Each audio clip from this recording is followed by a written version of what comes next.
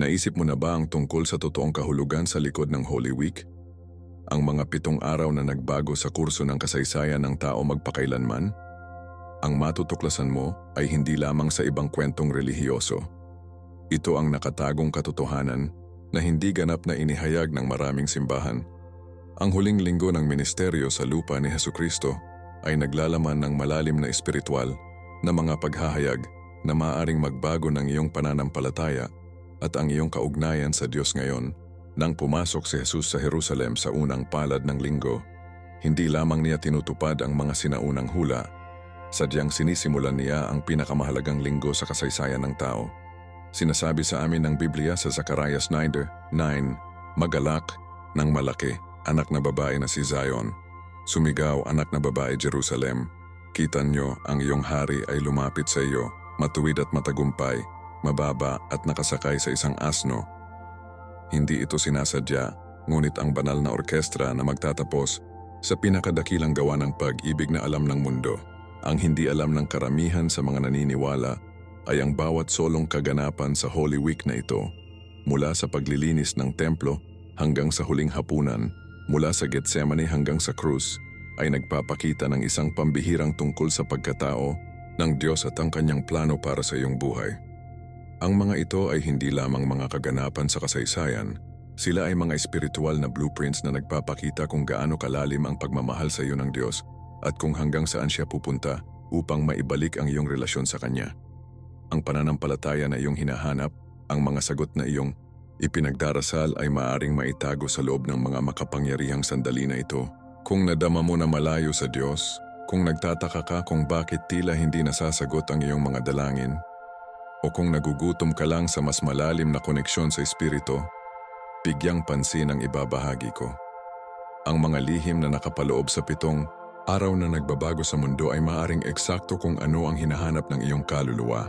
At bago tayo sumisid, kung naniniwala ka sa kapangyarihan ng salita ng Diyos at nais na lumago sa iyong pananampalataya, siguraduhing mag-subscribe sa channel na ito at buhayin ang mga abiso upang hindi mo makaligtaan ang alinman sa aming mga nagbabago na buhay na paghahayag. Hilingin ko sa iyo ito, paano kung ang pag-unawa sa totoong kahalagahan ng Holy Week ay maaaring ganap na mabago ang iyong espiritual na buhay? Paano kung ang mga sinaunang kaganapang ito ay may hawak na susi upang makaranas ng presensya ng Diyos sa paraang hindi mo naisip na posible? Manatili sa akin hanggang sa huli. Dahil ang nangyari sa loob ng 7 araw na iyon sa Jerusalem ay maaaring maging espiritual na tagumpay na hinihintay mo. Larawan na pambihirang eksena, ang mga kalye ng Jerusalem na puno ng mga sabik na tao na naghihintay sa pagdating ng isang espesyal na tao. Ang hangin ay kinasuhan ng inaasahan at pag-asa. Noong linggo na alam natin ngayon bilang linggo ng Palma, nagpasya si Hesukristo na pumasok sa banal na lungsod sa isang paraan na matutupad ang mga sinaunang hula, ngunit ibunyag din ang totoong katangian ng kanyang misyon. Hindi siya pumili ng isang hangang kabayo o marangyang karwahe tulad ng mga mananakop at hari sa oras na iyon. Sa halip, pinili niya ang isang mapagpakumbabang asno na nagpapakita na ang kanyang royalty ay hindi batay sa lakas ng lupa, ngunit sa isang bagay na mas malalim at pagbabagong anyo. Ang mga tao na inilipat ng tunay ngunit hindi kumpletong pananampalataya ay kumalat ang kanilang mga balabal sa kalsada at kumaway ng mga sanga ng palma na sumisigaw ng Hosana sa anak ni David. Mapalad siya na dumating sa pangalan ng Panginoon, tulad ng nabasa natin sa Mateo 21:9. Nakatutuwang kung paano inilarawan ng Diyos ang bawat detalye ng sandaling ito upang matupad kung ano ang isinulat ni Propeta Zacarias. Magalak ng malaki, anak na babae na si Zion. Sumigaw, anak na babae na si Jerusalem. Kita niyo, ang iyong hari ay dumating sa iyo, matuwid at matagumpay, mababa at sumakay sa isang asno, ang foal ng isang asno. Zacarias 9:9. Hindi ito sinasadya, ngunit isang banal na plano na maingat na idinisenyo mula sa simula ng oras. Ang hindi na pagtanto ng marami na habang ipinagdiriwang ng karamihan, ganap na nalalaman ni Jesus kung ano ang naghihintay sa kanya. Hindi siya pumapasok sa Jerusalem upang makoronahan ng isang makikilalang hari, tulad ng inaasahan ng marami. Siya ay sadyang nagmamartsa patungo sa tunay na sakripisyo. Kung titingnan natin ng mabuti ang Biblia, Nakikita natin na sa Lucas 19:41 o 44, sa gitna ng pagdiriwang na ito tumigil si Jesus at umiyak sa Jerusalem na nalaman ang pagkawasak sa hinaharap dahil hindi nito kinikilala ang oras ng darating na Diyos. Napakagandang kaibahan.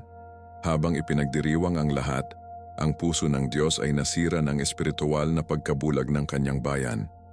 Para bang sinasabi ni Jesus, inaanyayahan mo ako ng mga palad ngayon ngunit hindi mo maintindihan na darating ako upang ibigay ang aking buhay para sa iyo? Ang pagpasok ng tagumpay na ito ay minarkahan ang simula ng pinakamahalagang linggo sa kasaysayan ng tao. Ang bawat hakbang na kinuha ni Jesus patungo sa krus ay sinasadya.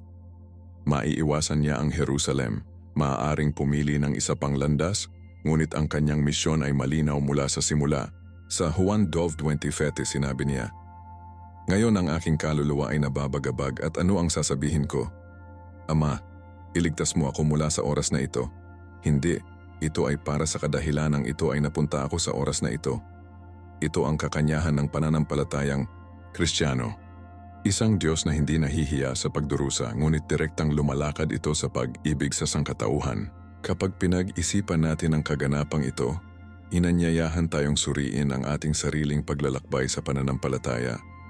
Gaano kadalas natin kinikilala si Jesus bilang hari sa mga sandali ng pagdiriwang, ngunit ang distansya natin sa Kanya sa mga oras ng paglilitis?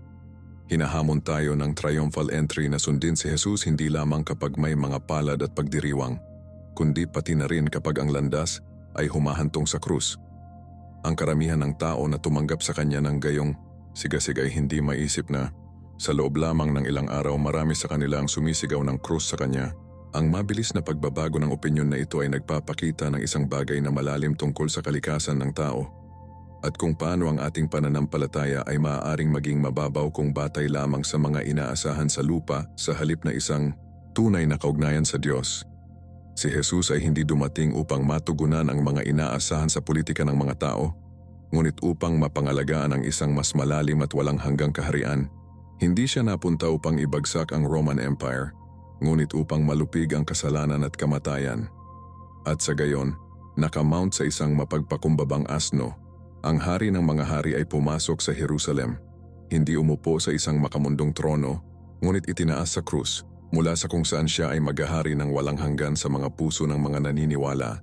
At sa kontekstong ito ng mga kaibahan at nasirang mga inaasahan na patungo si Jesus sa templo, kung saan ang isang hangang eksena ay malapit ng magbukas. Ang araw pagkatapos ng kanyang pagtagumpay na pagpasok, si Jesus ay lumakad sa mga korte ng templo at kung ano ang nakita niya na nagniningas ng isang matuwid na galit sa loob niya, nakakaunti ang nakasaksi. Ang bahay ng Diyos, na nangangahulugang maging isang sagradong lugar ng panalangin at pagsamba, ay nabago sa isang bagay na sumira sa kanyang puso. Ang mga panlabas na korte ay nakikipag-usap sa mga nagbabago ng pera at mga mangangalakal na nagbebenta ng mga hayop na may sakripisyo sa mga pagtaas ng presyo. Sinasamantala ang mga peregrino na naglalakbay mula sa malayo. Ito ay hindi lamang tungkol sa commerce. Ito ay tungkol sa katiwalian, pagsasamantala, at pagkasira ng banal na lupa. Sa sandaling iyon, nakikita natin ang isang panig ni Jesus na marami ang nakakagulat. Hindi ang banayad na guro, ngunit ang mabangis na tagapagtanggol ng bahay ng kanyang ama. Sa pagsunog ng banal na galit sa kanyang mga mata, sinimulan ni Jesus ang mga talahanayan na nagpapadala ng mga barya na nagkalat sa sahig ng bato at pinalayas ang mga bumibili at nagbebenta. Ito ay nakasulat, ipinahayag niya na may autoridad na pinatahimik ang magulong eksena. Ang aking bahay ay tatawaging isang bahay ng panalangin, ngunit ginagawa mo itong isang den ng mga magnanakaw. Mateo 21:13. Maaari mo bang isipin ang pagkabigla sa mga mukha ng mga tao? Narito ang isang taong nangahas na hamunin ang itinatag na sistemang pang-relihiyon. Isang taong hindi natatakot na harapin ang katiwalian kahit na nagsusuot ito ng mga kasuutan sa relihiyon. Sinasabi sa amin ng Biblia sa Marcos 11:16 na hindi niya papayagan ng sinuman na magdala ng paninda sa mga korte ng templo. Ang kanyang sigasig para sa bahay ng Diyos ay kumonsumo sa kanya, tulad ng hinulaang sa awit 69:9. Ang madalas na hindi napapansin sa malakas na eksenang ito ay si Jesus ay hindi lamang naglilinis ng isang pisikal na gusali. Gumagawa siya ng malalim na pahayag tungkol sa pananampalataya mismo. Ang mga tagapagpalit ng pera at mga ngalakal ay lumikha ng mga hadlang sa pagitan ng mga tao at Diyos, na nagiging pagsamba sa isang kumikitang negosyo. Nakalimutan nila na ang pananampalataya ay hindi tungkol sa mga transaksyon o pagpapakita, ito ay tungkol sa isang koneksyon sa puso sa ating lumikha. Nang ibagsak ni Jesus ang mga talahanayan na iyon, simbolikong binabawasan niya ang isang sistema na naglagay ng mga pasanin sa balikat ng mga tao sa halip na mapalapit sila sa Diyos. Tinutupad niya ang hula ni Malakay. Ang Panginoon na hinahanap mo ay biglang darating sa kanyang templo. Malakay 3:1. Hindi lamang bilang isang bisita, kundi bilang isa na may banal na awtoridad upang linisin at ibalik. Ang paglilinis ng templo na ito ay nagpapakita ng isang bagay na mahalaga tungkol sa misyon ni Jesus. Hindi siya napunta lamang upang patawarin ang mga kasalanan sa isang pasibo na paraan. Napunta siya upang aktibong harapin ang mga sistema at sa loobin na naghihiwalay sa atin sa Diyos. Ang kanyang mga aksyon sa templo ay nagpapakita na ang tunay na pananampalataya kung minsan ay nangangailangan ng matuwid na galit at matapang na pagkilos. May mga sandali na ang pag-ibig ay dapat tumayo laban sa kawalan ng katarungan at katiwalian. Ipinakita sa atin ni Jesus na ang paggalang sa Diyos kung minsan ay nangangahulugang nakakagambala sa katayuan quo, lalo na kung ang katayuan na iyon ay naging isang balakid sa tunay na pagsamba. Galit ang mga pinuno ng relihiyon dahil pinagbantaan ni Jesus ang kanilang pinakinabangang pag-aayos, ngunit ang mga karaniwang tao ay namangha sa kanyang pagtuturo at awtoridad. Muli, nakikita natin kung paano hinati ni Jesus ang sangkatauhan batay sa kung paano sila tumugon sa kanyang katotohanan. Ang paglilinis ng templo na ito ay nangyari sa simula ng pinakamakabuluhang linggo sa kasaysayan na nagtatakda ng yugto para sa paghaharap na hahantong sa krus. Sa pamamagitan ng paghamon sa pagtatatag ng relihiyon sa publiko, si Jesus ay mahalagang pumirma sa kanyang warrant ng kamatayan. Ang mga pinuno ng relihiyon ay hindi maaaring baliwalain ang gayong direktang hamon sa kanilang awtoridad at ang pakinabang na sistema na kanilang nilikha. Ngunit alam ni Jesus kung ano mismo ang ginagawa niya. Ang bawat aksyon sa panahon ng banal na linggo na ito ay sinasadya na inililipat siya ng mas malapit sa kanyang tunay na layunin. Matapos linisin ang pisikal na templo, malapit na niyang ihandog ang kanyang sarili bilang pangwakas na sakripisyo. Tinanggal ang pangangailangan para sa sistema ng templo ng buo. Sa pamamagitan ng kanyang kamatayan at pagkabuhay na mag-uli, magtatatag siya ng isang bagong paraan upang lapitan ng Diyos. Hindi sa pamamagitan ng mga mangangalakal at pari, ngunit sa pamamagitan ng isang personal na relasyon sa Kanya. At habang ang mga pinuno ng relihiyon ay nagsimulang magplano laban sa Kanya ng masigasig, si Jesus ay nagpatuloy sa pagtuturo sa mga korte ng templo, na nakikibahagi sa mga paghaharap na ilalantad ang kanilang pagkukunwari at ibunyag ang katotohanan ng kaharian ng Diyos. Ang pag-igting sa Jerusalem ay maaaring palpable habang patuloy na nagtuturo si Jesus sa mga korte ng templo, kasunod ng kanyang matapang na paglilinis ng sagradong espasyo. Ang mga pinuno ng relihiyon, ang mga Pariseo, Saducees at mga guro ng batas, ay lumapit sa kanya na may kinakalkula na mga katanungan. Hindi naghahanap ng karunungan ngunit sinusubukang bitag siya sa kanyang mga salita. Ang hindi nila napagtanto ay kinakaharap nila ang mismong sagisag ng karunungan mismo. Sa Mateo 22, nakikita namin silang nagtanong tungkol sa pagbabayad ng buwis kay Cesar, tungkol sa pagkabuhay na mag-uli na hindi man lamang naniniwala ang ilan sa kanila, at tungkol sa kung aling utos ang pinakadakila. Ang bawat tanong ay dinisenyo bilang isang pandiwang bitag. Ngunit sumagot si Jesus ng may malalim na karunungan na, tulad ng sinabi sa atin ng Biblia, walang sino man ang maaaring magsabi ng isang salita bilang tugon, at mula sa araw na iyon, ay walang sino mang nangahas na magtanong sa kanya ng higit pang mga katanungan. Mateo 22:46. Ano ang napakahalaga ng paghaharap na ito ay inihayag nito ang tunay na kalagayan ng puso ng mga pinuno ng relihiyon na ito. Lumilitaw silang matuwid sa labas, kasama ang kanilang masalimuot na mga panalangin at mahigpit na pagsunod sa mga tradisyon, ngunit inilantad ni Jesus ang kanilang panloob na katiwalian. Sa Mateo 23, inihatid niya ang isa sa kanyang nakakatakot na pagsaway na paulit-ulit na tinawag silang mga mapagkunwari at bulag na gabay. Sinabi niya, "Ikaw ay tulad ng mga libingan na may whitewashed na mukhang maganda sa labas, ngunit sa loob ay puno ng mga buto ng mga patay at lahat ng marumi." Mateo 23:27.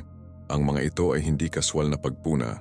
Sila ay banal na diagnosis ng isang sistemang pangrelihiyon na nawala.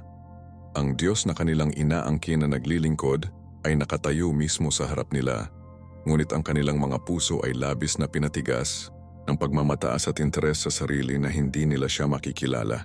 Sa halip na yakapin ang katotohanan, sinimulan nila ang pag-plot kung paano ito maalis. Inihayag ng Biblia na pagkatapos ng mga paghaharap na ito, ang mga punong pari at ang mga matatanda ng mga tao ay nagtipon sa palasyo ng mataas na saserdote na ang pangalan ay Caiaphas at pinangungunahan nila upang arestuhin si Jesus na lihim at papatayin siya. Mateo 26:3-4. Ang kanilang lumalagong takot kay Jesus ay hindi lamang tungkol sa kanyang mga hamon sa kanilang autoridad. Ito ay tungkol sa kanyang lumalagong impluensya sa mga tao. Ang Juan 11:48 ay kinukuha ang kanilang pagkabalisa ng perpekto. Kung hayaan natin siyang magpatuloy sa ganito, ang lahat ay maniniwala sa kanya at pagkatapos ay darating ang mga Romano at aalisin ang ating templo at ating bansa. Ang kanilang pag-aalala ay hindi para sa katotohanan o para sa espiritual na kabutihan ng mga tao. Ito ay para sa kanilang sariling posisyon at kapangyarihan. Gaano kadalas sa buong kasaysayan ang mga institusyong pangrelihiyon ay nahulog sa parehong bitag na ito na pinoprotektahan ang kanilang katayuan kaysa sa pagsunod sa puso ng Diyos? Ang partikular na gumagalaw tungkol sa mga paghaharap na ito ay ang tugon ni Jesus. Kahit na naghahatid ng mga mahigpit na pagsaway na ito, ang kanyang puso ay sumisira para sa Jerusalem. Sa gitna ng mga panahunan na ito, siya ay nagdadalamhati, "Jerusalem, Jerusalem, ikaw na pumapatay ng mga propeta at bato, ang ipinadala sa iyo.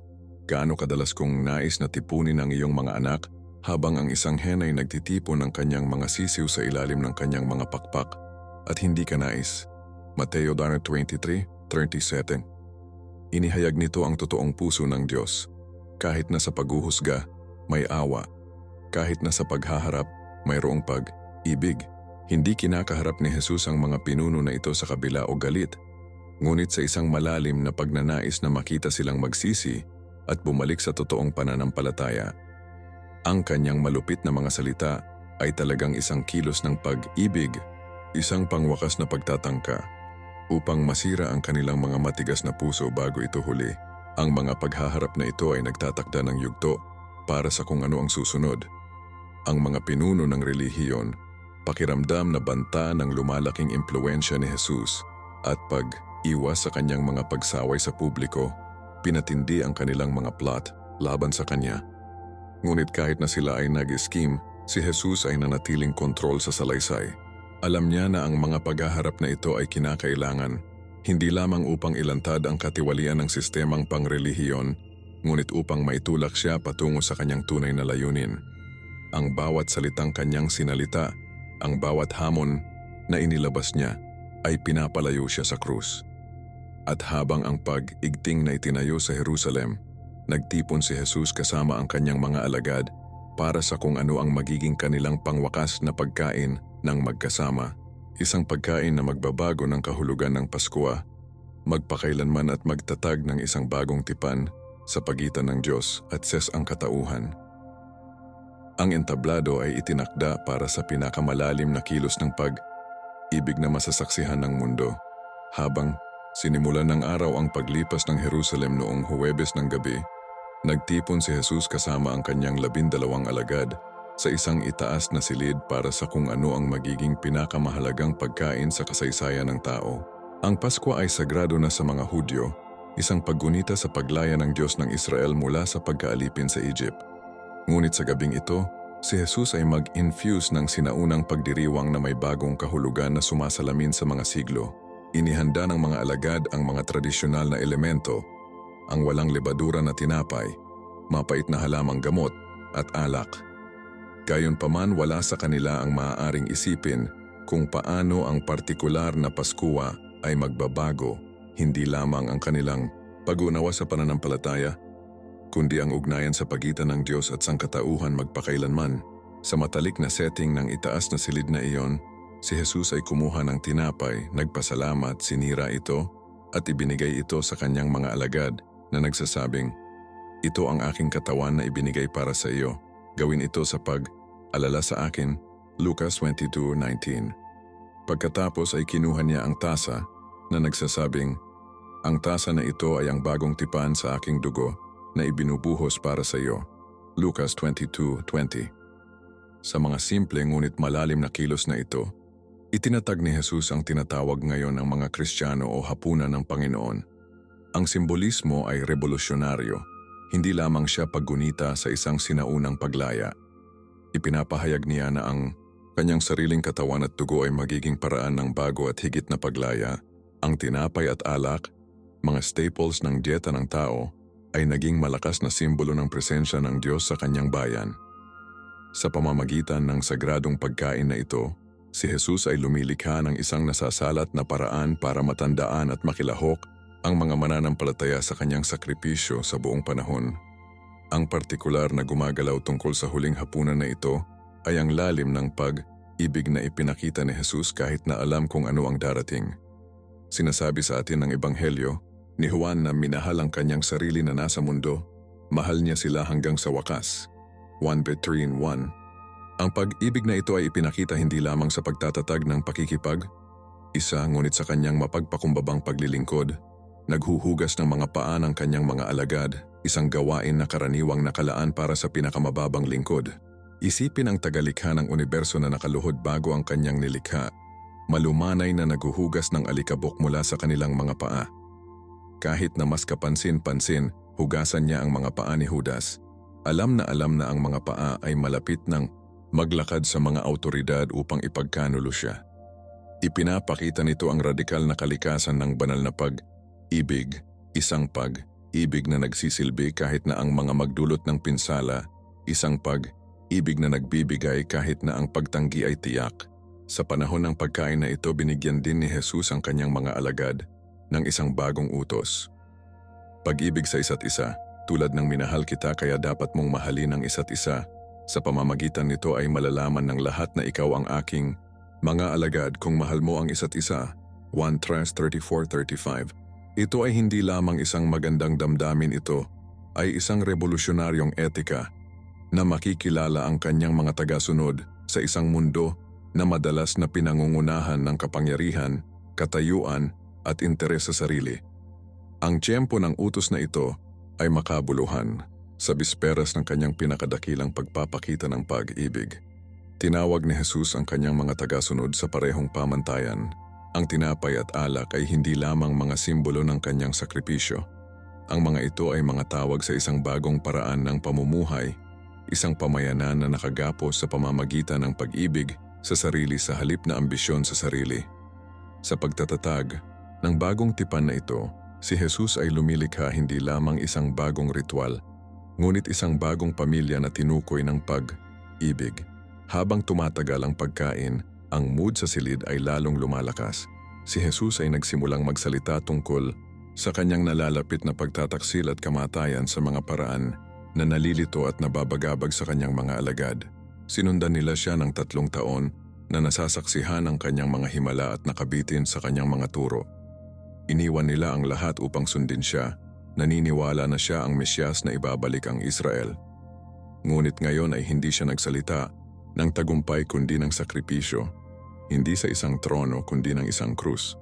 Ang pangwakas na pagkain na magkasama ay parehong pagtatapos ng kanilang paglalakbay kasama si Jesus at isang paghahanda para sa mga hindi maisip na mga kaganapan na magbubukas sa susunod na 24 na oras. Habang kumakanta sila ng isang himno at naghanda na umalis para sa bundok ng mga olibo, wala sa kanila, maliban kay Jesus. Naintindihan na ang pagkain ng Paskwa na ito ay naging tulay lamang sa pagitan ng matandang tipan at bago, sa pagitan ng anino at katotohanan, sa pagitan ng pangako at katuparan nito. Ang entablado ay itinakda ngayon para sa pinakadakilang gawa ng pag-ibig sa kasaysayan ng tao. Ang kapaligiran sa itaas na silid ay lumaki ng mabigat habang si Jesus na napapaligiran ng kanyang pinakamalapit na taga-sunod ay gumawa ng isang pahayag na nagpadala ng mga shockwaves sa pamamagitan ng kanilang mga puso. Tunay na sinasabi ko sa iyo, ang isa sa iyo ay ipagkanulo ako. Mateo 26, Deuteronomy 1. Isipin ang nakagulat na katahimikan na dapat bumagsak sa silid, na sinundan ng pagkabalisa na sulyap sa pagitan ng mga alagad. Ito ang mga kalalakihan na lumakad kasama si Jesus sa loob ng 3 taon, na nakasaksi sa kanyang mga himala, na iniwan ang lahat upang sundin siya. Ang pag-iisip na ang isa sa kanila ay ibibigay ang kanilang minamahal na guro sa kanyang mga kaaway ay halos hindi mapag-aalinlangan. Ngunit si Jesus na may banal na kaalaman, alam mismo kung ano ang nagbubukas sa espiritual na kaharian kahit na ibinahagi nila ang matalik na pagkain na ito. Ang reaksyon ng mga alagad ay nagpapakita ng marami tungkol sa kalikasan ng tao at sa ating sariling pagkabulag. Sinasabi sa amin ni Juan Ebanghelyo na sila ay nakatitig sa isa't isa sa pagkawala ng malaman kung alin sa kanila ang ibig niyang sabihin. Juan 13:22. Pagkatapos, isa-isa, nagsimula silang magtanong, "Tiyak na hindi mo ako ibig sabihin, Lord?" Mateo 26:22.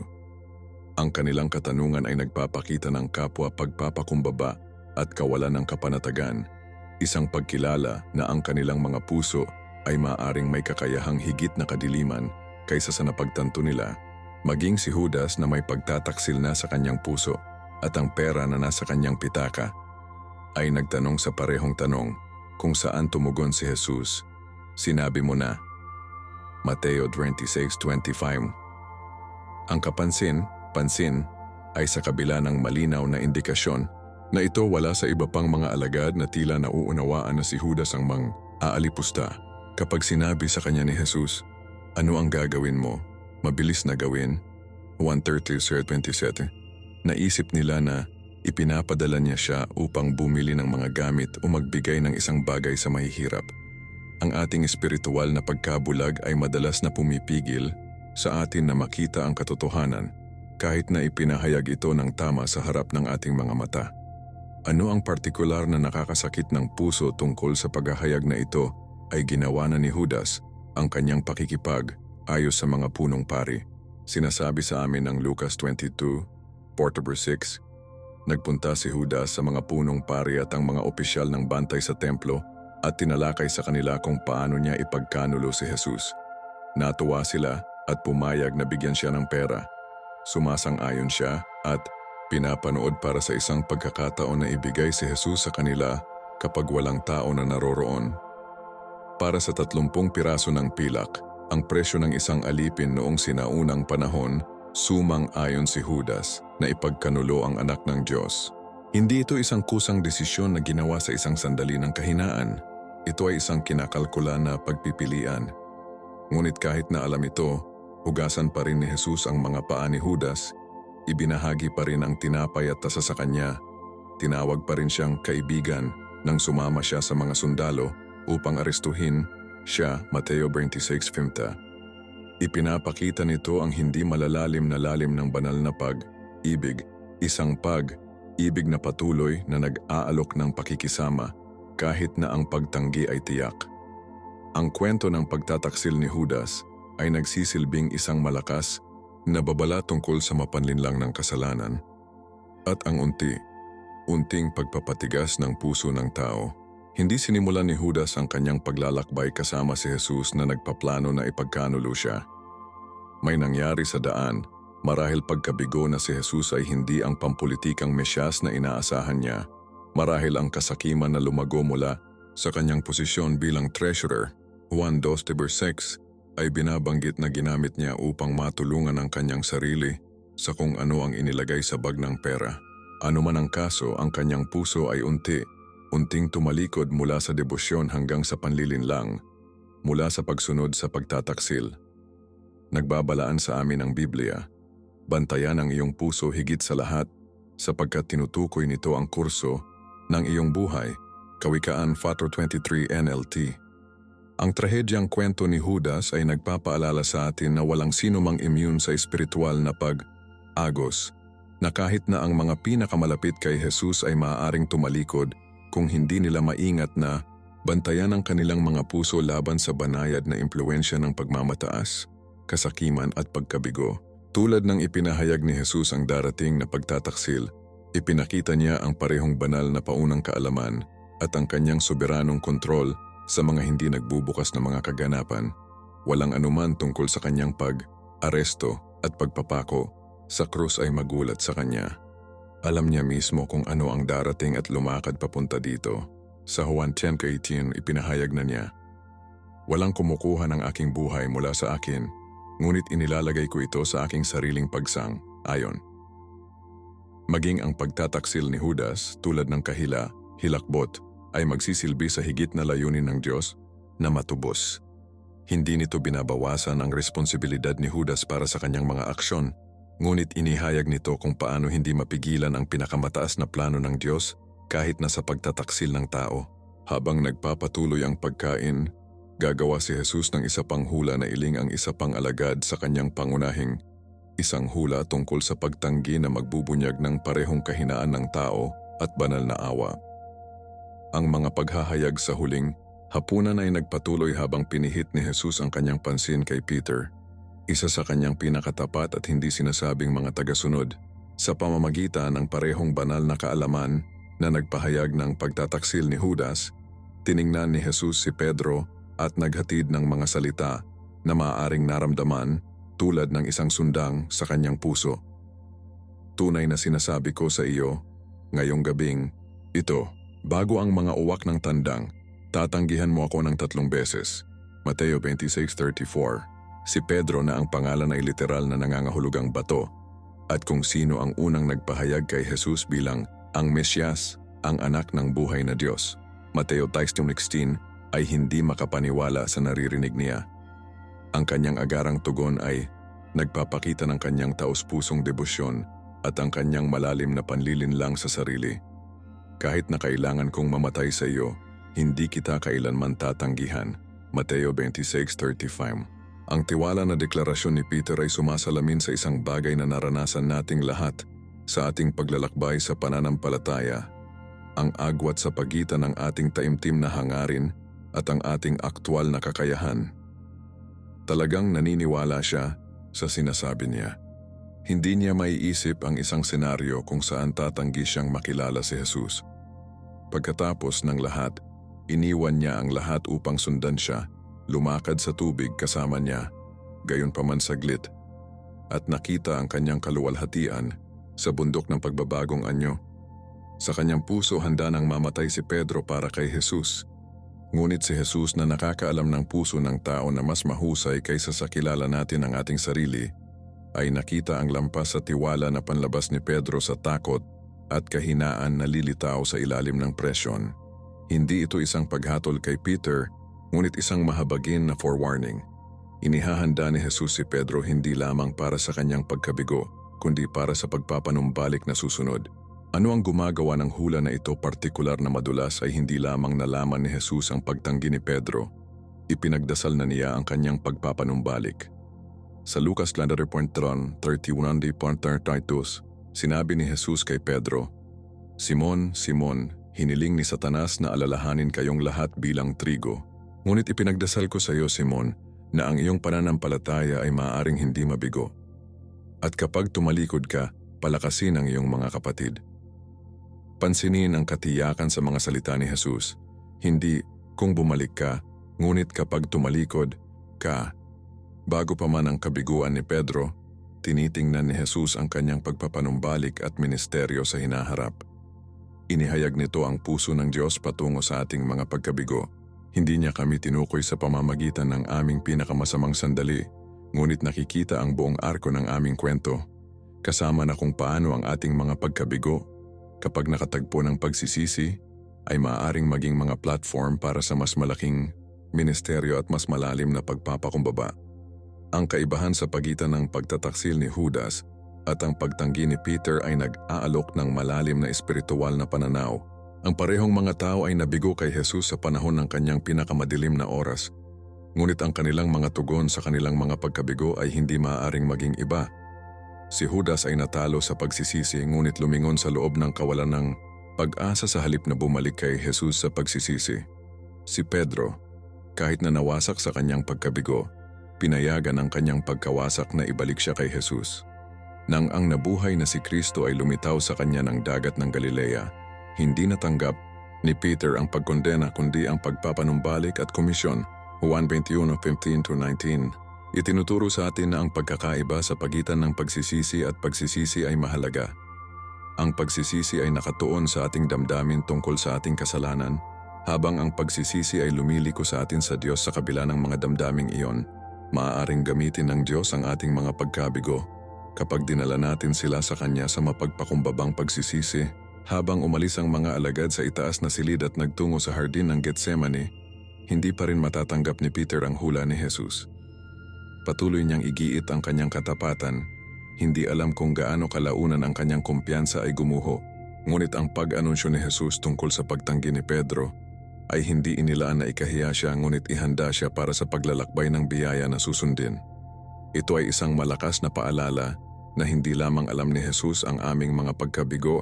Nang maaga, nagtatrabaho na siya sa aming pagpapanumbalik bago tayo mahulog. Habang tumatagal ang gabi patungo sa pag-aresto kay Jesus, ang parehong banal na kaalaman na ito ay susuportahan sa kanya sa pamamagitan ng kanyang pinakamatinding espiritual na labanan sa hardin, kung saan magpapakita siya ng perpektong pagsumite sa kalooban ng Ama. Kahit na ang kanyang pinakamalapit na tagasunod ay nabigo na panatilihin ang panonood sa kanya ng isang solong oras.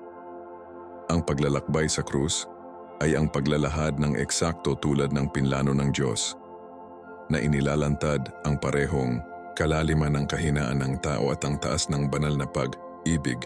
Bilang bigat ng kung ano ang darating na pipilitin kay Jesus, ginamit niya ang kanyang huling oras kasama ang kanyang mga alagad upang ibigay ang ilan sa kanyang pinakamalalim at nakakaaliw na mga turo. Sa pinalawak na diskurso na naitala sa 1 Farther 13 na madalas na tinawag na paalam na diskurso, si Jesus ay nagsalita ng malapit tungkol sa ugnayan sa pagitan ng kanyang mga tagasunod at Diyos, tungkol sa likas na katangian ng tunay na pag-ibig, at tungkol sa pagdating ng banal na espiritu na gagabay at bigyan sila ng kapangyarihan pagkatapos ng kanyang pag-alis. Ang mga kabanatang ito ay naglalaman ng ilan sa mga mahalagang pangako sa banal na kasulatan, mga salitang nagpapanatili ng mga mananampalataya sa pamamagitan ng pag-uusig, kahirapan at pag-aalinlangan sa loob ng 2,000 taon. Huwag hayaang mag-abala ang iyong mga puso, nagsimula si Jesus. Naniniwala ka sa Diyos, maniwala ka rin sa akin. 1 Corinthians 1. Kahit na nahaharap niya ang kanyang sariling pagdurusa, ang kanyang pag-aalala ay para sa kanilang kapayapaan. Sentro sa turo ni Jesus noong gabing iyon ay ang pangako ng banal na espiritu na tinawag niya ang Parakletos, ang tagapayo, comforter, tagapagtaguyod o katulong. At tatanungin ko ang Ama at bibigyan kanya ng isa pang tagapagtaguyod upang matulungan ka at makasama ka magpakailanman ang espiritu ng katotohanan. Juan 14:17. Ito ay revolusyonaryo. Ang presensya ng Diyos ay hindi na makukulong sa isang templo na ginawa ng mga kamay ng tao, ngunit tatahan sa loob ng mga mananampalataya mismo. Ngunit kilala mo siya, patuloy ni Jesus, sapagkat siya ay nakatira sa iyo at makakasama sa iyo. Ang pagkakaroon ng indwelling na ito ay magiging mas matalik kaysa sa pisikal na pagkakaroon ni Jesus kasama nila. Sa pamamagitan ng banal na espiritu, ang mga mananampalataya ay makakaranas ng gabay, ginhawa at kapangyarihan ng Diyos sa isang personal, agarang paraan. Ang pangakong ito ay nagpapanatili ng pananampalataya ng hindi mabilang na mga mananampalataya na hindi pa nakakita kay Jesus na may pisikal na mata, ngunit naranasan niya ang kanyang presensya sa pamamagitan ng banal na espiritu. Si Jesus ay nagsalita din tungkol sa pag-ibig sa gabing iyon, kapwa ang kanyang pag-ibig sa kanila at ang pag-ibig na magkakaroon sila para sa isa't isa. Tulad ng minahal ako ng Ama, kaya mahal kita. Ngayon ay mananatili ako sa aking pag-ibig. 1:15-9. Pagkatapos ay ibinigay niya sa kanila ang tinawag niyang bagong utos. Pag-ibig sa isa't isa. Tulad ng minahal kita, kaya dapat kang magmahal ng isa't isa. Sa pamamagitan nito ay malalaman ng lahat na ikaw ang aking mga alagad kung mahal mo ang isa't isa. Juan 13:34-35. Ang pamantayan ay hindi na nagmamahal lamang sa mga kapitbahay tulad ng kanilang sarili, tulad ng utos ng lumang tipan, ngunit mapagmahal sa parehong pag-ibig na isinakripisyo na ipinakita ni Jesus. Mga oras bago niya maikalat ang kanyang mga bisig sa krus sa panghuli na kilos ng pag-ibig, tinawag ni Jesus ang kanyang mga tagasunod sa parehong radikal. Pag-ibig na nagbibigay ng sarili, ito ay hindi lamang isang magandang pagtuturo sa moralidad, ito ay ang pagtukoy ng katangian na magtatakda ng kanyang mga tagasunod sa isang mundo na madalas na pinangungunahan ng interes sa sarili at kapangyarihan. Marahil ang pinakamalalim ay ang pagtuturo ni Jesus tungkol sa pagkakaisa. Sa kanyang mataas na panalangin ng pari na naitala sa Juan Darrell Tanner, nanalangin siya hindi lamang para sa kanyang mga agarang alagad, kundi para sa lahat na naniniwala sa pamamagitan ng kanilang mensahe, kasama na ang mga mananampalataya ngayon. Ang aking dalangin ay hindi para sa kanila lamang. Nagdarasal din ako para sa mga maniniwala sa akin sa pamamagitan ng kanilang mensahe, na ang lahat ng mga ito ay maaaring maging isa, Ama, tulad ng ikaw ay nasa akin at ako ay nasa iyo. Juan 17:20-21. Ang pagkakaisa na ito ay hindi lamang para sa kapakanan ng pagkakaisa, ngunit may layunin na pang-ebanghelista. Upang ang mundo ay maaaring maniwala na pinadalhan mo ako. Alam ni Jesus na ang pinakamalakas na patotoo sa kanyang banal na misyon ay ang supernatural na pagkakaisa at pag-ibig sa kanyang magkakaibang mga tagasunod. Kapag ang mga tao mula sa iba't ibang mga background, kultura at pag-uugali ay pinagsama ng kanilang pag-ibig kay Kristo at para sa isa't isa, nagtatanghal ito ng isang nakakahimok na saksi sa nagbabago na kapangyarihan ng Ebanghelyo. Habang nakinig ang mga alagad sa mga turo na ito, hindi nila lubos na maiintindihan ang kanilang kabuluhan pagkatapos lamang ng pagkabuhay na mag-uli at ang pagdating ng banal na Espiritu sa Pentecostes ay sisimulan nilang maunawaan ang lalim ng ibinahagi ni Jesus. Gayunpaman ang mga salitang ito ay nagpapanatili sa kanila sa madilim na oras sa hinaharap at patuloy na gagabay sa simbahan sa mga siglo. Ang mga turo ni Jesus noong gabing iyon ay hindi lamang impormasyon kundi ang pagbabagong anyo. Hindi lamang mga konsepto upang maunawaan, ngunit isang buhay na yakapin.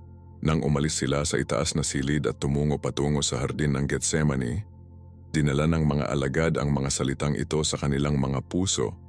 Kaunti lamang ang nalalaman kung gaano kalaunan ay masuri sila o kung gaano kalalim ang mga turo na ito ay hindi lamang ang kanilang buhay kundi ang kurso ng kasaysayan ng tao. Ang pinakadakilang pagpapakita ng pag-ibig ay malapit ng magbukas, at kahit na sa una ay magkakalat sila sa takot, ang banal na Espiritu ay binigyan ng kapangyarihan sa kanila na mabuhay ang mga turo na ito nang may katapangan at paniniwala na magbabago sa mundo. Matapos ang huling hapunan, pinangunahan ni Jesus ang kanyang mga alagad sa isang pamilyar na olive grove na tinawag na Getsemani sa bundok ng Olibo. Ang nangyari doon ay nagbibigay sa amin ng isa sa mga pinakamalalim na sulyap sa sangkatauhan ni Jesus at ang kanyang pakikipag-ugnay sa Ama. Ang aking kaluluwa ay nasasabik sa kalungkutan hanggang sa kamatayan, sinabi niya kay Peter, James at John.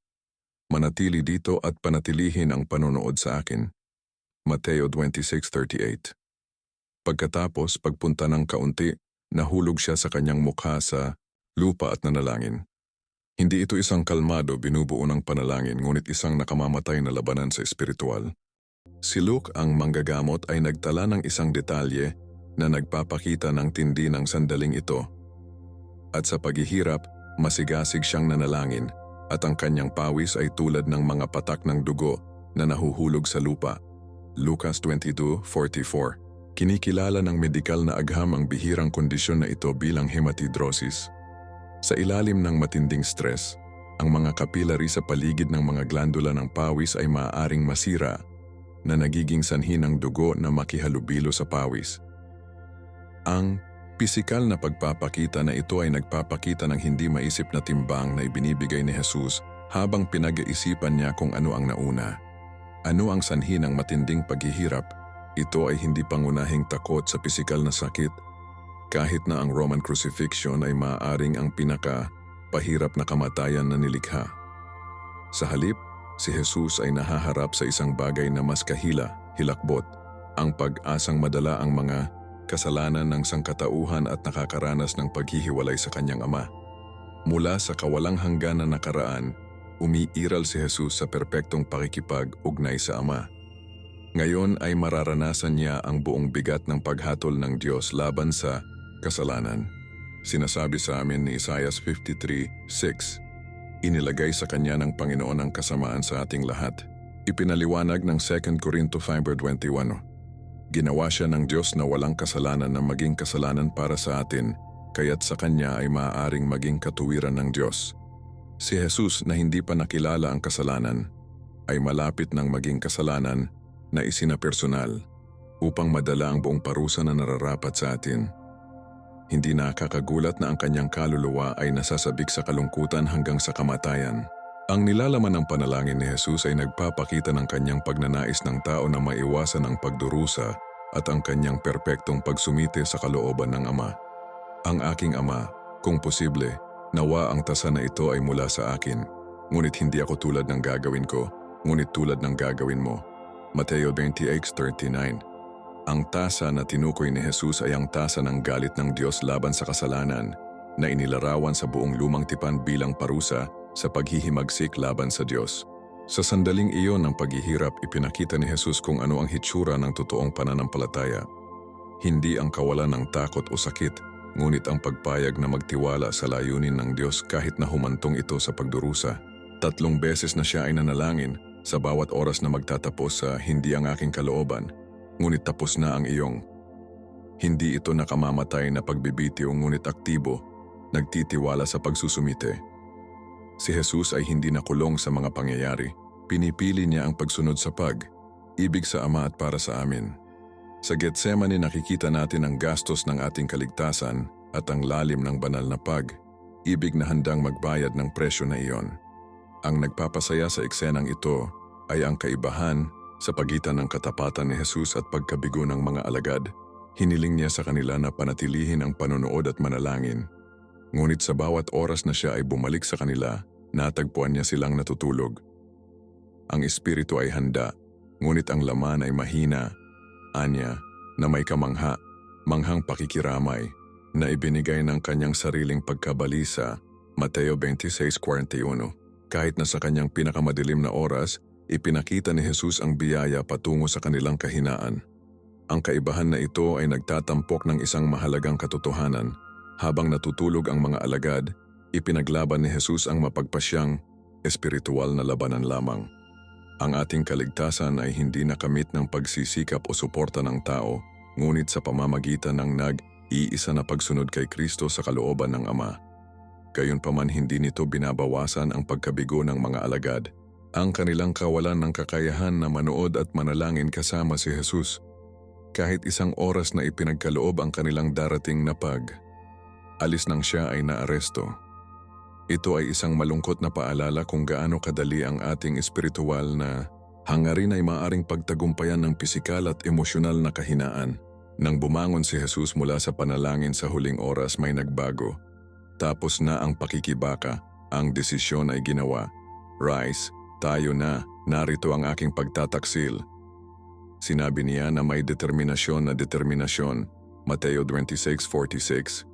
Sa pamamagitan ng pagdarasal, nakahanay ni Jesus ang kanyang tao na may banal na layunin, na nakakahanap ng lakas upang harapin kung ano ang nauna. Ang pagbabagong ito ay naglalarawan ng layunin ng pagdarasal sa ating sariling buhay, hindi upang baguhin ang isip ng Diyos ngunit upang ihanay ang ating mga puso sa kanyang kalooban at makahanap ng lakas na sundin. Sa Getsemani, ipinakita ni Jesus na ang tagumpay sa panlabas na labanan ay nanalo muna sa panloob na labanan ng pagsuko sa Diyos. Habang papalapit si Judas kasama ang mga sundalo, sumulong si Jesus hindi bilang isang biktima kundi bilang isang tagumpay na nanalo na ng mahalagang espiritual na labanan sa pamamagitan ng panalangin. Ang krus ay nasa unahan pa rin, ngunit sa hardin, ipinakita na ni Jesus ang perpektong pagsunod na makakapagtipid sa ating kaligtasan. Ang kanyang dalangin, hindi ang aking kalooban ngunit ang iyong gagawin, ay magbubunot sa kasaysayan bilang pangwakas na pagpapahayag ng pananampalataya at ang landas sa ating pagtubos. Habang si Jesus ay nakipag-away sa panalangin na nakakaranas ng paghihirap na sobrang malubhana, ang kanyang pawis ay naging tulad ng mga patak ng dugo. Ang kanyang pinakamalapit na mga alagad, sina Peter, James at John, ay nabigo sa kanya sa kung ano ang dapat na oras ng kanyang pinakamalaking pangangailangan. Ang aking kaluluwa ay nasasabik sa kalungkutan hanggang sa kamatayan, sinabi niya sa kanila. Manatili dito at panatilihin ang panonood sa akin. Mateo 26:38. Ito ay isang simpleng kahilingan mula sa kanilang guro na nagbigay sa kanila ng lahat manatiling gising maging naroroon manalangin. Ngunit 3 beses na bumalik si Jesus upang makita silang natutulog. Hindi ba kayong mga kalalakihan ay panonood sa akin ng 1 oras? Tinanong niya kung ano ang dapat na labis na pagkabigo. Mateo 26:40. Ang sandaling ito ng pagpapabaya ay nagpapakita ng isang bagay na malalim na tao tungkol sa pananampalataya at pagkakaibigan, kung paano kahit na ang mga taimtim na pag-ibig ay maaaring mabigo sa mga kritikal na sandali. Ano ang gumagawa ng kabiguang ito partikular na kapansin? Pansin ay ang mga ito ay hindi kaswal na mga tagasunod, ngunit ang panloob na bilog ni Jesus, ang parehong 3 na nakasaksi sa kanyang pagbabagong anyo sa bundok, na nakita ang kanyang kaluwalhatian. Ilang oras lamang si Pedro bago ipinahayag ang kanyang pagpayag na mamatay para kay Jesus. Ngunit ngayon, nang kailangan ni Jesus ang kanilang dalangin na suporta, ang kanilang mga katawan ay sumuko sa pagkapagod at ang kanilang mga espiritu sa kasiyahan. Nag-aalok si Lucas ng isang mahabagin na pananaw sa kanilang kalagayan na napansin na sila ay pagod mula sa kalungkutan. Lucas 22:45. Ang emosyonal na bigat ng mga hula ni Jesus tungkol sa kanyang pagkamatay na sinamahan ng huli na oras ay naganap ang kanilang pinakamahusay na hangarin. Hindi ito humingi ng paumanhin sa kanilang pagkabigo, ngunit tumutulong sa amin na maunawaan ito. Gaano kadalas ang ating sariling mga espiritual na pangako ay humihina sa ilalim ng bigat ng emosyonal na pagkapagod o pisikal na mga limitasyon. Ang karanasan ng mga alagad ay nagpapaalala sa amin na ang taimtim na hangarin ay hindi sapat. Ang espiritual na pagbabantay ay nangangailangan ng parehong pangako at pagpapalakas ng banal. Ang tugon ni Jesus sa kanilang pagkabigo ay kapansin-pansin. Sa halip na malupit na pagkondena, nag-aalok siya ng parehong banayad na pagsaway at matalinong payo. Panoorin at manalangin upang hindi ka mahulog sa tukso. Ang espiritu ay handa ngunit mahina ang laman. Mateo 26:41. Kahit na sa kanyang sariling pagkabalisa, si Jesus ay nagpapakita ng pakikiramay sa kanilang kahinaan at pag-aalala sa kanilang espiritual na kapakanan. Alam niya na ang mas malaking pagsubok ay darating para sa kanila. Mga pagsubok na hindi sila handa na harapin ng walang panalangin. Sa loob ng ilang oras, ang parehong mga alagad na ito ay magkakalat sa takot kapag naaresto si Jesus. Kasi Pedro, sa kabila ng kanyang matapang na pagpapahayag, ay tatanggi kahit na makilala si Jesus. Ang kanilang pagkabigo na manalangin sa Getsemane ay ipinagkaloob ang mga mas malaking pagkabigo na darating. Ang babala ni Jesus tungkol sa panonood at pagdarasal ay hindi lamang para sa sandaling iyon, kundi para sa mga espiritual na labanan na haharapin nila sa buong buhay nila. Ito ay isang babala na ang mga sumasampalataya sa mga mananampalataya sa bawat henerasyon. Ang espiritual na pagbabantay ay mahalaga para sa espiritual na tagumpay. Ang episode na ito ay nag-aalok ng malalim na pananaw tungkol sa likas na katangian ng pagiging alagad. Ang pagsunod kay Jesus ay hindi lamang tungkol sa masigasig na pagpapahayag o mga emosyonal na karanasan. Tungkol ito sa tapat na presensya, lalo na sa mga mahihirap na sandali. Ang mga alagad ay kasama ni Jesus sa pamamagitan ng kanyang ministeryo, nakita ang kanyang mga himala, nasiyahan sa kaguluhan ng pagiging bahagi ng kanyang paggalaw. Ngunit ang tunay na pagiging alagad ay nasubok hindi sa mga karanasan sa bundok, ngunit sa hardin ng pagdurusa, sa pagpayag na ibahagi sa mga paghihirap ng pananampalataya. Kalaunan ay isusulat ni Pablo ang tungkol sa pribilehiyo ng pagbabahagi sa pagdurusa ni Kristo. Filipos 3:10. Isang bagay na hindi pa handa ang mga alagad na yakapin. Ang kanilang pagtulog sa Getsemane ay kumakatawan sa isang likas na pagkahilig ng tao upang maiwasan ang sakit upang mawala mula sa pagdurusa, maging ang pagdurusa ng mga mahal natin. Ngunit tinawag ni Jesus ang kanyang mga tagasunod sa ibang landas, ang landas ng manatiling gising sa katotohanan ng pagdurusa at natitirang naroroon kahit mahirap. Ang pagpapabaya ng mga alagad sa Getsemani ay nakatayo bilang isang babala at isang paghihikayat sa mga mananampalataya ngayon. Ito ay isang babala tungkol sa agwat sa pagitan ng aming mga hangarin at aming mga aksyon tungkol sa pangangailangan ng pagbabantay sa ating espiritual na buhay. Ngunit ito rin ay isang paghihikayat dahil ang parehong mga alagad na nabigo ng lubusan pagkatapos ng pagkabuhay na mag-uli at ang pagdating ng banal na espiritu ay naging malakas na mga saksi na sa huli ay magbibigay ng kanilang buhay para kay Kristo. Ang kanilang pagkabigo ay hindi ang katapusan ng kanilang kwento. Ang biyaya ng Diyos ay napatunayan na mas malaki kaysa sa kanilang kahinaan, tulad ng ginagawa nito sa atin. Kapag nabigo tayo at gagawin natin, ang tanong ay hindi kung maaari pa rin tayong gamitin ng Diyos, ngunit papayagan natin ang ating mga pagkabigo na itaboy tayo sa mas malalim na pag-asa sa Kanya. Ang mga alagad na natutulog ay nagpapaalala sa atin na ang gawain ng Diyos ay hindi nakasalalay sa pagiging perpekto ng tao, ngunit sa banal na katapatan. At habang ipinagpatuloy ni Jesus ang kanyang paglalakbay sa krus, ang tulong ng banal ay darating sa isang sandali ng pagpapalakas ng supernatural na maghahanda sa Kanya para sa pagdurusa sa hinaharap. Sa gitna ng matinding paghihirap ni Jesus sa Getsemani, ang Ebanghelyo ni Lucas ay nagtala ng isang detalye na tinanggal ng iba pang mga manunulat ng Ebanghelyo. Isang anghel mula sa langit ang lumitaw sa kanya at pinalakas siya. Lucas 22:43. Ang maikling pahayag na ito ay nag-aalok ng isang malalim na sulyap sa interplay sa pagitan ng kahinaan ng tao at banal na suporta ni Jesus. Bilang ganap na tao, naranasan ni Jesus ang buong bigat ng takot, kalungkutan, at pisikal na kahinaan, ang pag-aasang magkaroon ng mga kasalanan ng sangkatauhan at nakakaranas ng paghihiwalay mula sa Ama, ay nagdulot sa kanya ng gayong pagkabalisa na naabot ng kanyang katawan ang mga pisikal na limitasyon nito. Ngunit sa sandaling ito ng matinding kahinaan na magitan ng langit, nagpadala ang Ama ng supernatural na pagpapalakas, hindi upang alisin ang tasa ng pagdurusa ngunit upang maiinom ito ni Jesus. Hindi ito banal na pagliligtas mula sa landas ng pagsunod, ngunit ang pagpapalakas ng banal na lumakad ng matapat. Ang pagpapalakas ng anghel na ito ay nagpapakita ng isang bagay na mahalaga tungkol sa misyon ni Jesus. Bagaman siya ay ganap na Diyos, naranasan niya ang kanyang pagnanasa, lalo na mula sa kanyang kalikasan ng tao, kasama ang mga limitasyon at kahinaan nito. Sinasabi sa atin ng Hebreo 5:1 na sa mga araw ng buhay ni Jesus sa mundo, nag-alok siya ng mga panalangin at petisyon na may masidhing iyak at luha sa isa na makakapagtipid sa kanya mula sa kamatayan, at narinig siya dahil sa kanyang magalang na pagsumite. Pansinin ng kabalintunaan, narinig siya, gayunpaman nagpunta pa rin siya sa krus. Ang sagot ng Ama ay hindi alisin ang pagdurusa, ngunit upang magbigay ng lakas upang matiis ito para sa mas malaking layunin ng pagtubos. Ang pattern ng pagpapalakas ng Diyos sa halip na alisin ang mga hamon ay lilitaw sa buong banal na kasulatan.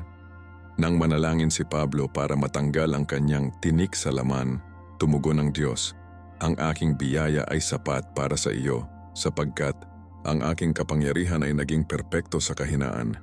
Doa mga taga-Korinto 12:9.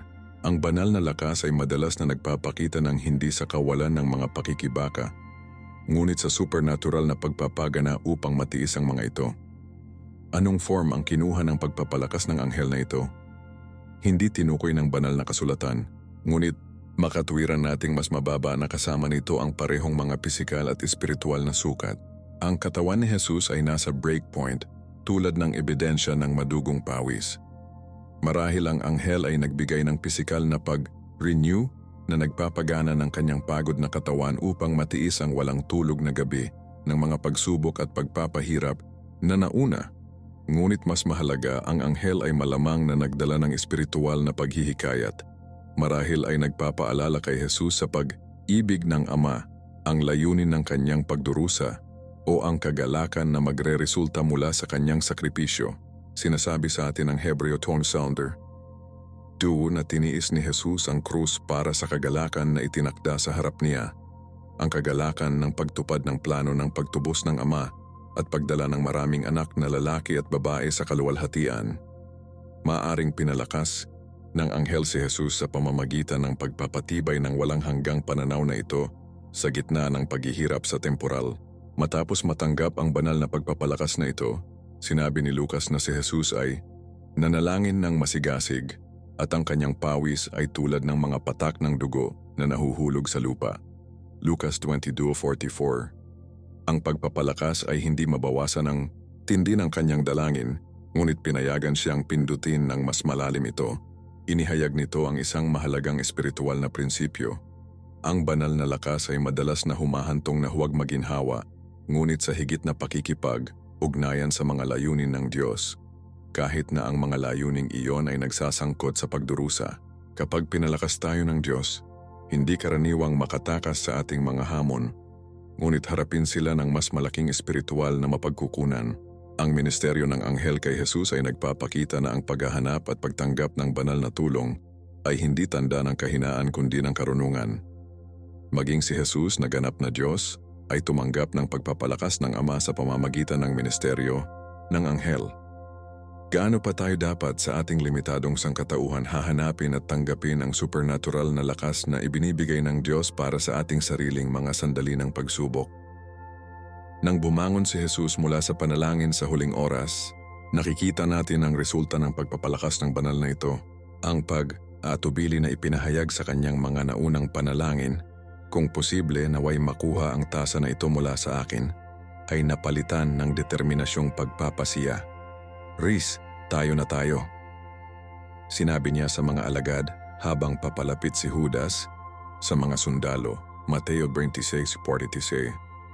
Sa pamamagitan ng pagdarasal at pagpapalakas ng banal, nakahanay ni Jesus ang kanyang tao ay ganap na may banal na layunin sa paghahanap ng mga supernatural na mapagkukunan upang yakapin ang landas ng pagdurusa. Ang pagbabagong ito ay naglalarawan kung ano ang nagawa ng banal na lakas. Hindi ang pag-alis ng mga hamon, kundi ang panloob na lakas upang harapin sila sa isang paraan na niluluwalhati ang Diyos.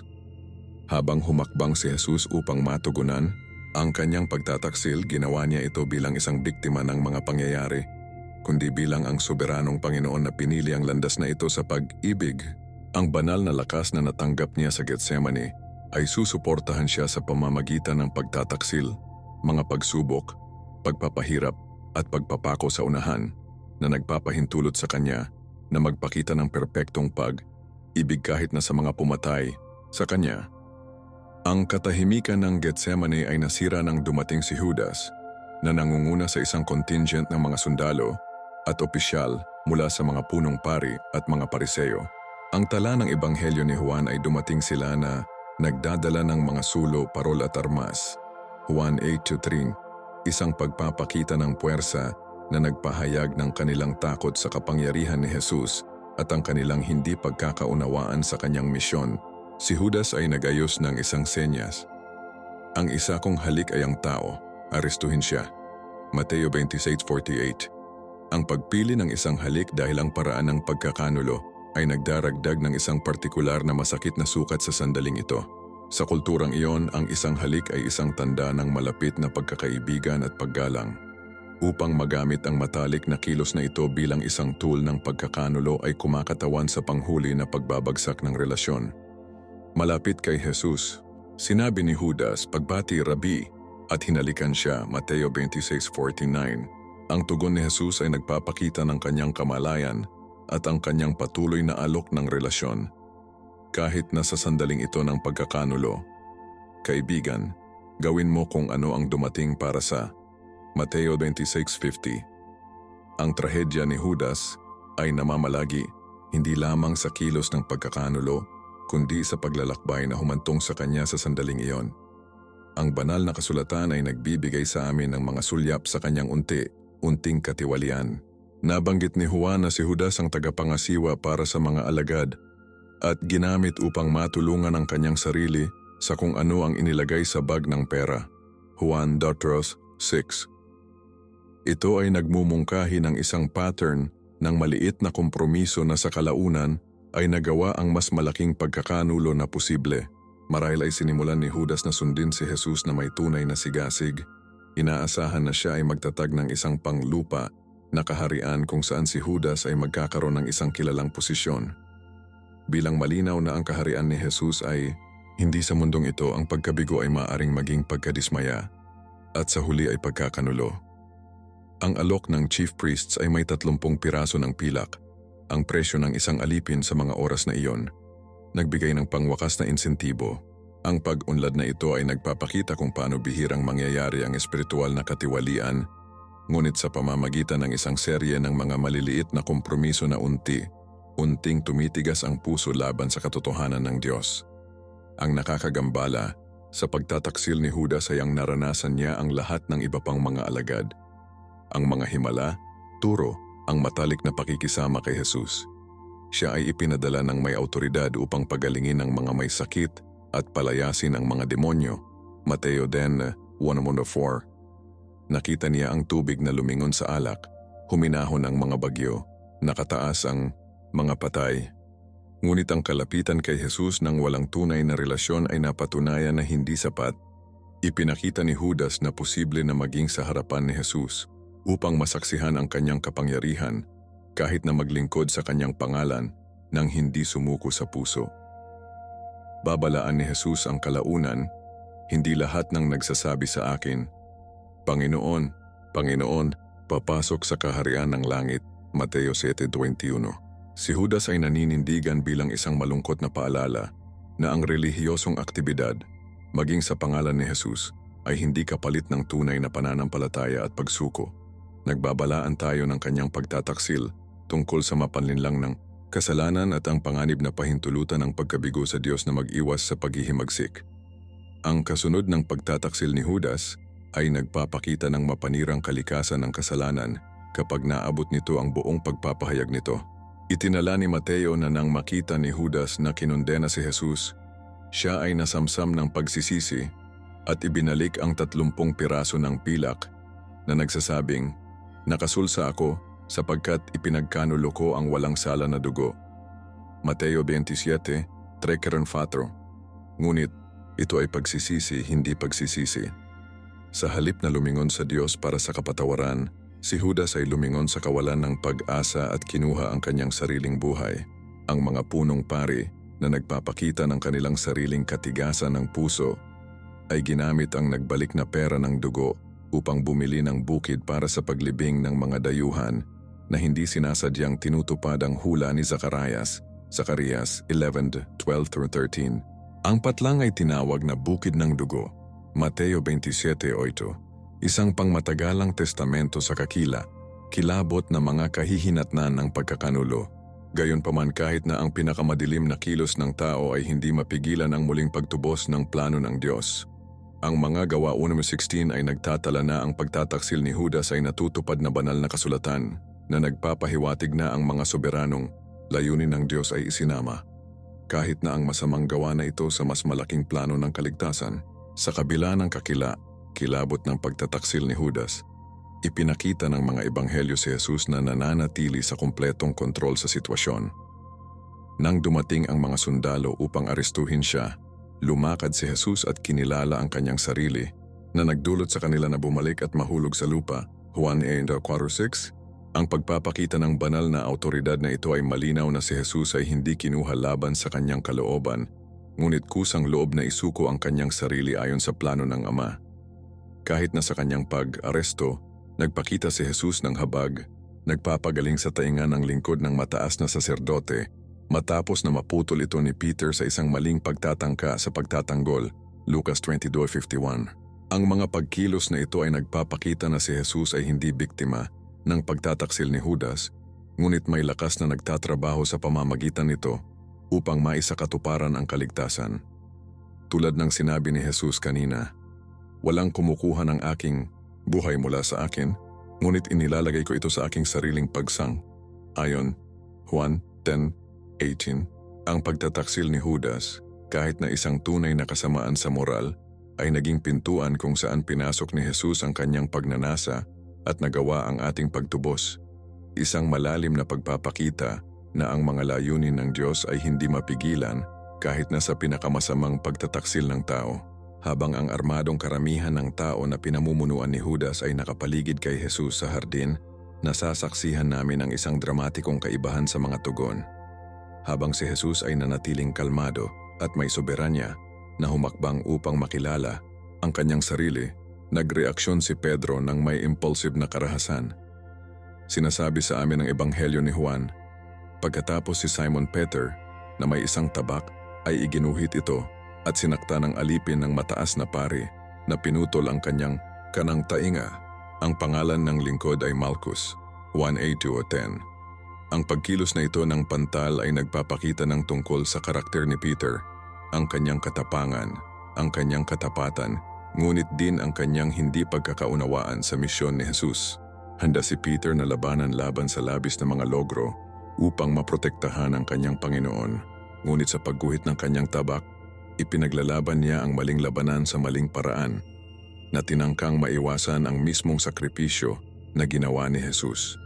Ang kanyang reaksyon, kahit na ipinanganak ng debosyon, ay talagang sumalungat sa plano ng pagtubos ng Diyos. Ang tugon ni Jesus sa karahasan ni Pedro ay kaagad at ibubunyag. Ibalik ang iyong tabak sa lugar nito, iniutos niya. Sapagkat ang lahat na gumuhit ng tabak ay mamamatay sa pamamagitan ng tabak. Sa palagay mo ba hindi ako maaaring tumawag sa aking ama at agad niyang ilalagay sa aking pagtatapo ng higit sa 12 legyon ng mga anghel? Ngunit kung paano pagkatapos ay matupad ang mga banal na kasulatan na dapat mangyari ito sa ganitong paraan? Mateo 26:22-54. Sa mga salitang ito nililinaw ni Jesus ang maraming malalim na katotohanan. Una, tinanggihan niya ang karahasan bilang paraan ng pagsulong ng kanyang kaharian. Ang paraan ni Jesus ay hindi ang daan ng tabak ngunit ang paraan ng pag-ibig sa sarili. Pangalawa, inihayag niya na ang kanyang pagsuko ay kusang loob, hindi pinipilit. Hindi siya napapagana ng kanyang mga kaaway ngunit pinili niya ang landas ng sakripisyo. Sa pamamagitan ng isang salita, maaari niyang ipatawag ang mga puwersang anghel na gagawa ng tabak ni Peter na parang laruan. Sa wakas, binibigyang diin ni Jesus ang kanyang pangako sa pagtupad ng banal na kasulatan, sa pagkumpleto ng redemptive plan na hinula ang mga siglo bago. Nagdagdag si Lucas ng isang detalye na tinanggal ng iba pang mga manunulat ng Ebanghelyo, ang pagpapagaling ni Jesus sa tainga ni Malchus. Ngunit sumagot si Jesus, wala na rito, at hinawakan niya ang tainga ng lalaki at pinagaling siya. Lucas 22:51. Ang makahimalang pagpapagaling na ito sa gitna ng kanyang aresto ay nagpapakita ng totoong katangian ng kapangyarihan at misyon ni Jesus. Habang ginamit ni Pedro ang kanyang kapangyarihan upang makapinsala, ginamit ni Jesus ang kanyang pagalingin.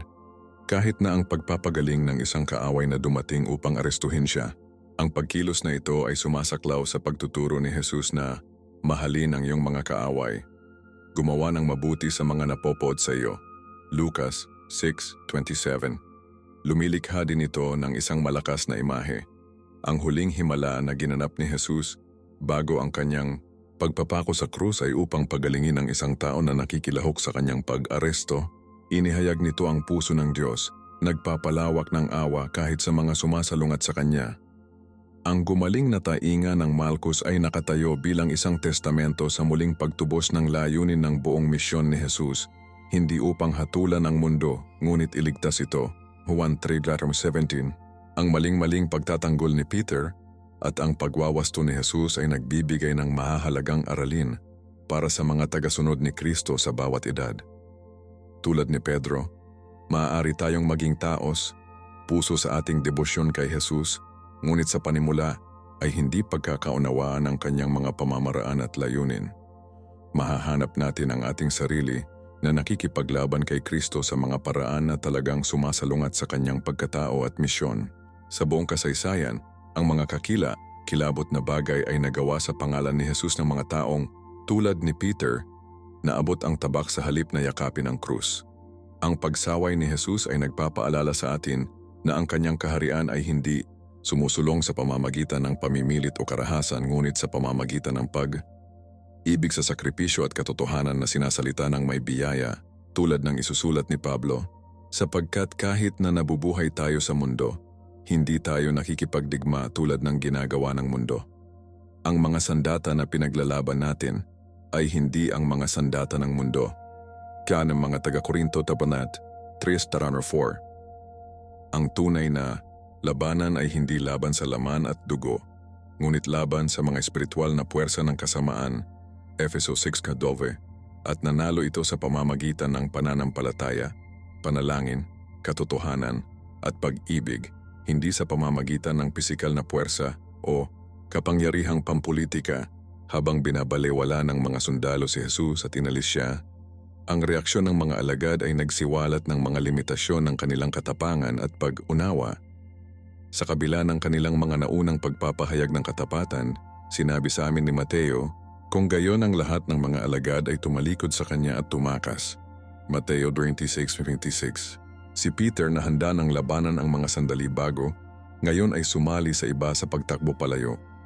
Natupad ng masa na ito ang hula ni Jesus na lahat sila ay mahuhulog, Mateo 26:31, at ipinahayag ang agwat sa pagitan ng kanilang mga hangarin at kanilang mga aksyon. Gayunpaman, kahit na ang kabiguang ito ay napapaloob sa plano ng pagtubos ng Diyos, ang mga alagad ay kailangang maranasan ang kanilang sariling kahinaan at pagkabigo na maging handa para sa nagbabago na gawain ng banal na Espiritu pagkatapos ng pagkabuhay na mag-uli. Ang kanilang pag-alis tulad ng maling pagtatanggol ni Peter ay magiging bahagi ng kanilang paglalakbay patungo sa tunay na pag-unawa sa misyon ni Jesus at ang kanilang papel dito. At habang si Jesus ay humantong upang harapin ang mga iligal na pagsubok at hindi makatarungan na pagkondena, lumakad siya sa landas na ito. Inabandona ng mga kaibigan ngunit hindi kailanman pinabayaan ng Ama na ang kalooban niya ay dumating upang matupad. Matapos ang kanyang pag-aresto sa Getsemani, si Jesus ay pinangunahan muna kay Anas, ang dating mataas na pari, at pagkatapos ay sa Caiaphas, ang kasalukuyang mataas na pari, kung saan ang Sanhedrin, ang nagaharing konseho ng mga Hudyo, ay nagtipon para sa isang mabilis na inayos na pagsubok sa gabi. Ang pagpapatuloy na ito ay lumabag sa maraming mga aspeto ng legal na pamamaraan ng mga Hudyo. Ang Mishnah, ang nakasulat na koleksyon ng mga tradisyon ng oral na tradisyon, ay ipinagbabawal ang mga pagsubok sa kapital sa gabi, hiniling ng isang araw para sa pagsasaalang, alang bago ang paghukom at pagbabawal sa mga pagsubok sa panahon ng pagdiriwang. Ang nagmamadaling kalikasan ng mga paglilitis na isinasagawa sa madilim na oras bago madaling araw sa pagdiriwang ng Paskua ay inihayag ang pagpapasiya ng mga pinuno na alisin si Jesus bago makagambala ang pampublikong damdamin. Hindi sila naghahanap ng hustisya ngunit katwiran para sa isang desisyon na nagawa na nila tulad ng mga tala ng Juan 1:50. Ipinahayag na ni Caiaphas na ito ay mas mahusay para sa isang tao na mamatay para sa mga tao kaysa sa buong bansa na mapahamak.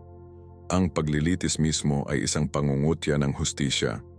Sinasabi sa amin ni Mateo, ang mga punong pari at ang buong Sanhedrin ay naghahanap ng maling katibayan laban kay Jesus upang mapapatay nila siya. Ngunit wala silang nahanap kahit na maraming mga maling saksi ang sumulong. Mateo 26:59-60. Kahit na sa mga saksi na handang magsinungaling, nagpupumilit silang magtayo ng isang magkakaugnay na kaso laban sa kanya. Sa wakas, dalawa ang sumulong na inaangkin na sinabi ni Jesus na maaari niyang sirain ang templo at muling itayo ito sa loob ng 3 araw. Isang maling pagpapahayag ng kanyang mga salita sa Juan 2:19 kung saan siya ay nagsasalita ng metaphorically ng kanyang katawan. Sa buong parada ng maling patotoo na ito, pinanatili ni Jesus ang isang marangal na katahimikan na tinutupad ang hula ni Isaias na siya ay inaapi at nagdurusa subalit hindi niya binuksan ang kanyang bibig. Isaias 53:7. Ang kanyang katahimikan ay hindi talunin ngunit ang soberanong pagpipigil sa sarili na tumanggi na marangal ang mga tiwaling paglilitis sa isang pagtatanggol. Ang punto ng pag-on ay dumating ng direktang hinamon ni Caiaphas si Jesus. Sinisingil kita sa ilalim ng panunumpa ng buhay na Diyos.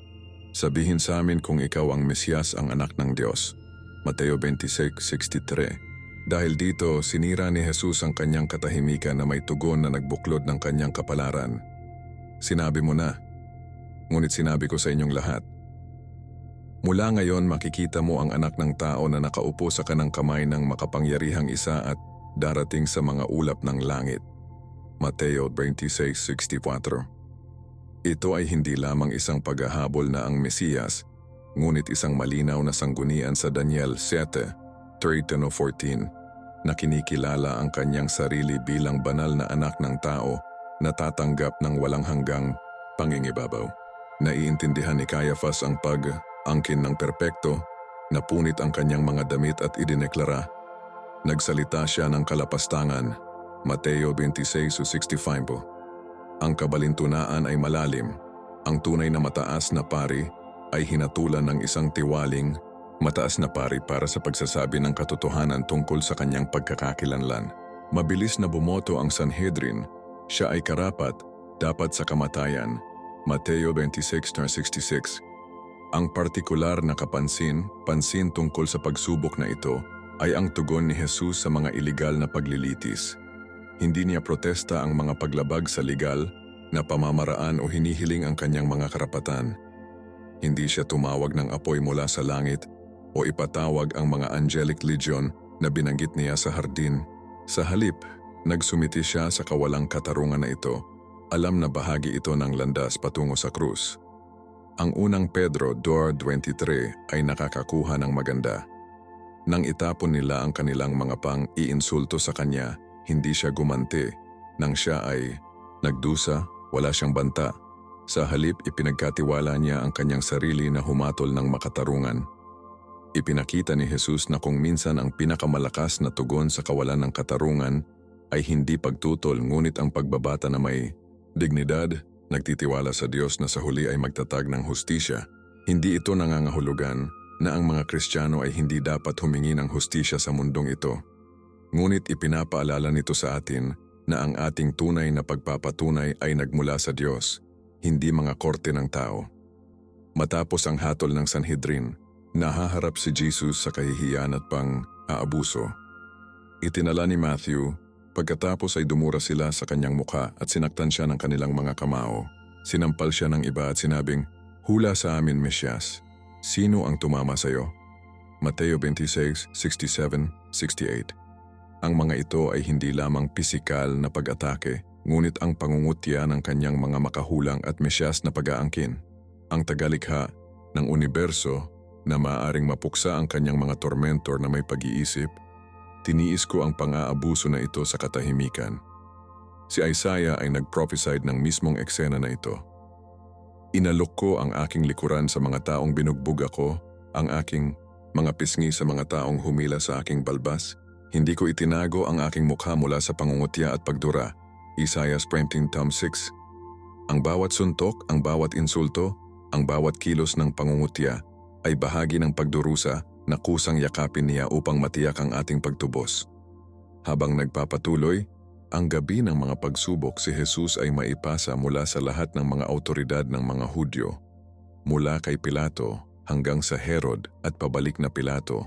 Ngunit sa pamamagitan ng lahat, pinanatili niya ang kanyang hari ng hari habang ang tunay na hukom na sumumite na hatulan para sa halagang ito.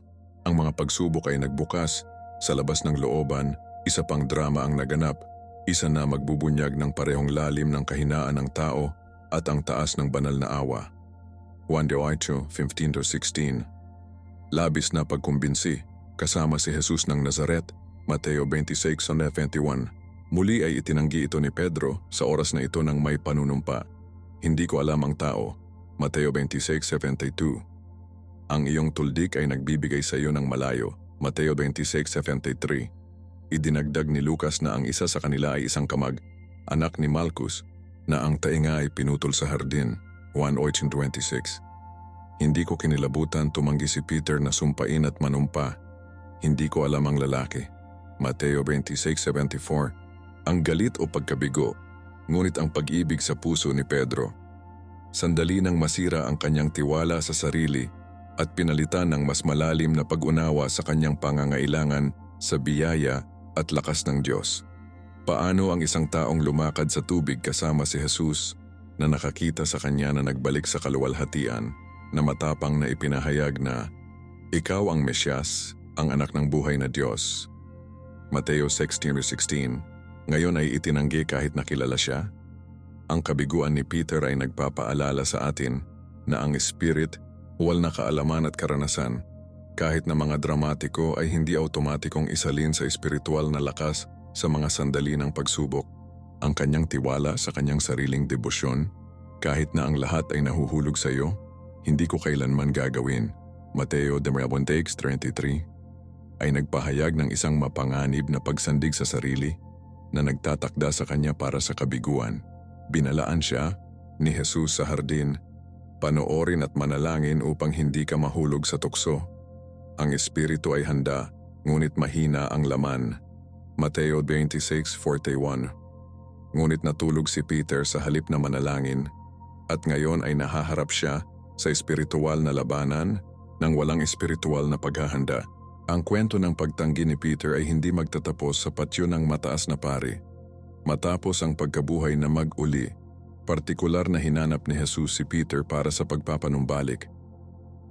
Sa isang magandang eksena sa tabi ng dagat ng Galilea, tinanong ni Jesus si Peter ng 3 beses, "Mahal mo ba ako?"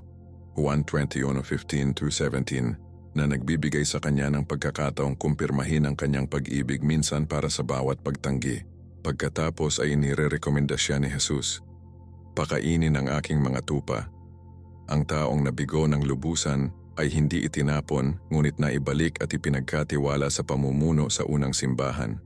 Sa araw ng Pentecostes, ito ay si Peter na tumayo at matapang na inihayag si Jesus bilang Panginoon at si Kristo sa mismong lungsod kung saan tinanggihan niya siya.